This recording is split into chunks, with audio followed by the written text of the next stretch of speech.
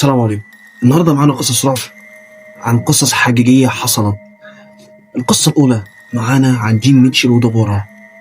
كاميرا المراقبة في منطقة ويمبلي بلندن لقطت واحدة طالعة ومعاها شنطة سفر كبيرة. اللقطة دي بقت دليل قاطع واحد عن أبشع الجرائم. القصة بدأت ببلاغ عن اختفاء دبورة 67 سنة. صديقتها جيما 37 سنة كذبت على الشرطة وقالت إن دبورة راحت عند أصحابها عند البحر يوم 27 يونيو. لقوا جثة دبورة في منطقة سيلو ديفون على بعد 200 ميل من بيتهم، والجثة كانت مقطوعة الرأس بطريقة بشعة جدا، والرأس كانت على بعد 30 قدم من الجسم. تخيل. الكاميرا لقطت جيما وهي داخلة البيت دبورة بشنطة زرقاء زي ما انتم شايفين كده. الفيديو ده بيحكي عن كل التفاصيل.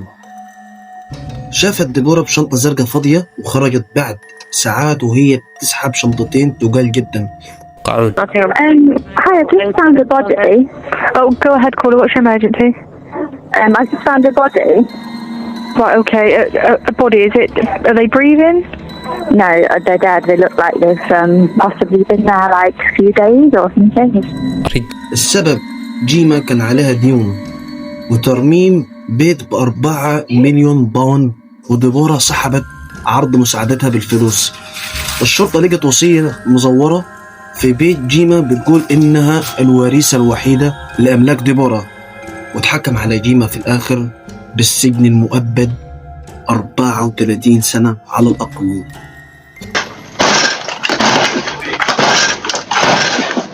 Police! Hello there. Hello, how are you? Yeah, good. Would you answer? Sorry, what's your name? Sorry, you're asleep. Are you Gemma? Yeah, I am. Okay, Gemma, just would you answer? Sure, sorry. Hold on a second. Sorry, can I Gemma, do you want to come up? Yeah, sure.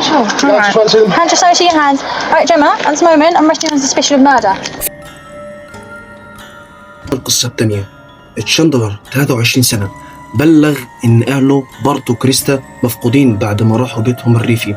الشرطة راحت البيت الريفي ولقوه فاضي تماما ومحدش دخله، رغم إن الأم بعتت رسالة بتقول وصلنا.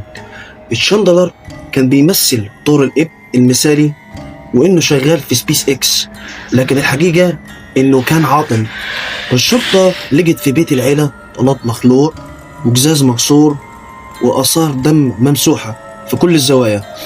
لقوا بقايا جثة الأب بارت مقطعة ومخبأة تحت شجرة في بيت مزرعة قريبة. كاميرا جرس الباب كشفت إن الأهل مخرجوش من البيت أبدا، وقصة سفرهم كانت كذبة. اكتشافات بشع، لقوا قطاع عظام صغيرة جدا جوا المدفأة في البيت. تشاندلر وحاول يحرق الجثث والنار فرقعت الجزاز فخاخ.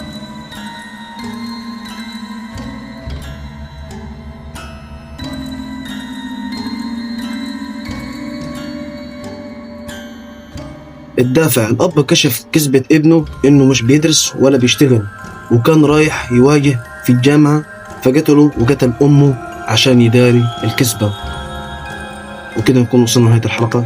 أتمنى لو عجبكم المقطع ما تنساش زر اللايك، تشترك في القناة يا صاحبي، واستنى فيديوهات تانية كتير. سلام.